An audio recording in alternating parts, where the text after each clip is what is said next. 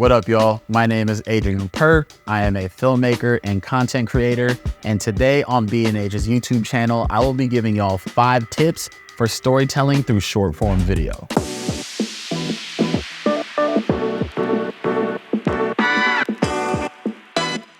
Number 1, deliver what the video is about immediately. That first 3 to 7 seconds in short form video is incredibly important. There are a lot of people that still try to introduce themselves, their credentials, give context. You don't need to do any of that. You only have 60 to 90 seconds in most cases to tell your entire story. We don't need a backstory. When the algorithm pops you up on somebody's page, they don't care who you are. If you're giving them value, if you're telling a good story, whatever it may be, as long as you tell the audience what this video is about immediately, they'll tune in.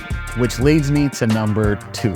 Keep it concise. Since we're only working with a limited amount of time here, you want to trim the excess words. You want to trim the things that don't add value or don't add anything to your story. I feel like a lot of people tend to ramble on, which writing your content will help you out with that.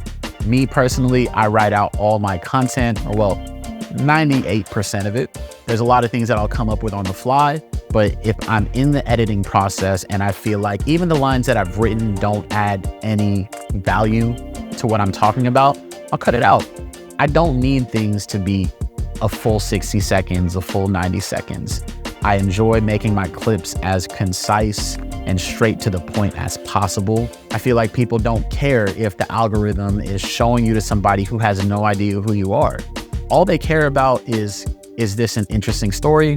Or am I gonna learn something? Am I gonna laugh? You don't need to tell people to follow you or to like the post or comment on it. And if I were to do any of those things, it would be at the end if I have time. But in the beginning of the video, you want to keep it as concise and direct to the point as possible.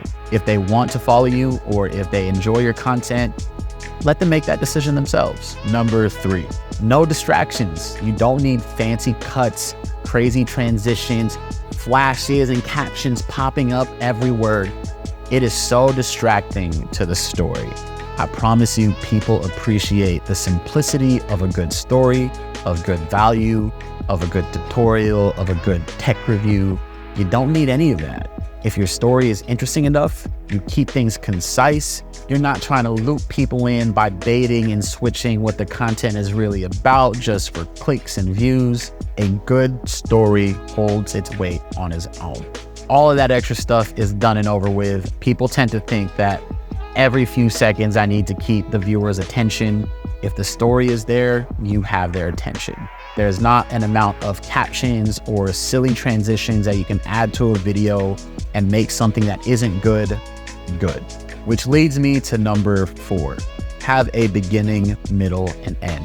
I know it might sound very obvious, but the middle is where I feel like a lot of people get confused how to deliver in a short form story or even long form stories. In every single movie, every single TV show, any story that has ever been told that was good has an issue or something you're trying to solve.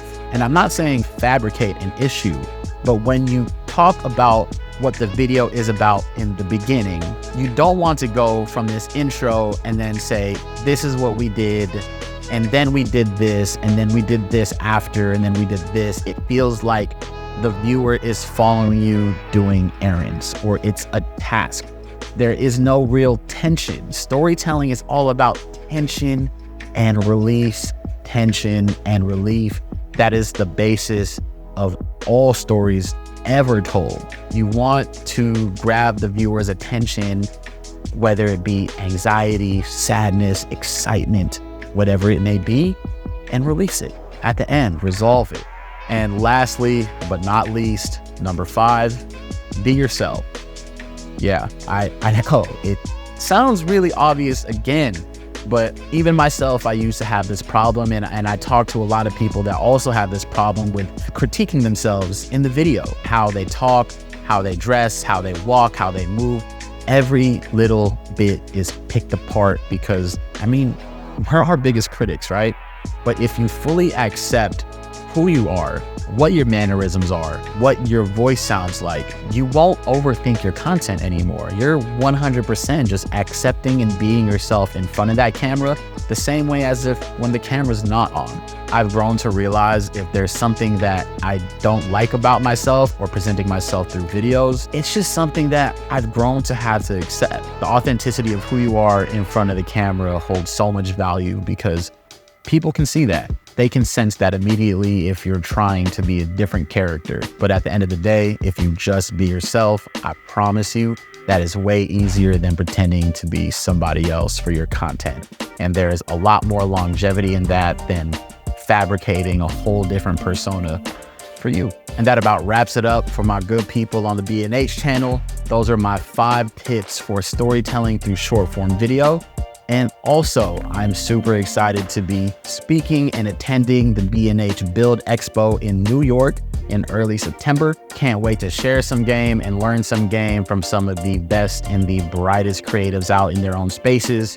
Me personally, it doesn't matter what niche you're in. I feel like there's always something to learn from other creators, whether it's tech, makeup, styling, lifestyle, travel, vlogging. I love hearing everybody's stories, and I can't wait to meet all of y'all. I can't wait to nerd out about all the gear, all the tech, and just all things creator, all right? Catch y'all later. Peace.